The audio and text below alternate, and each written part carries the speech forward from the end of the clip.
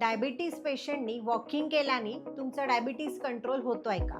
हे ऐका, फॅक्ट्स ऐका. की डायबिटीज पेशंटसाठी आयुर्वेदामध्ये चालणे हा व्यायाम दिलेला आहे किंवा ओव्हरऑल सगळ्यांना असं वाटतं की चालण्याने आपलं वजन कमी होऊ शकतं. पण ही चालण्याची क्रिया, वॉकिंगची क्रिया तुम्ही केव्हा करताय, कोणत्या वेळेला करताय यावर हे डिपेंड आहे की तुमचं वजन कमी होणार आहे की नाही. जसं की आयुर्वेदामध्ये सांगितलेलं आहे की जेवणानंतर शतपावली म्हणजे दोन्ही वेळेसच्या जेवणानंतर जर तुम्ही वॉक घ्याल तर तुमचं इन्सुलिनचे जे स्पाइक्स असतात, शुगर स्पाइक्स असतात, हे कंट्रोल होऊन वजन कमी व्हायला मदत होते.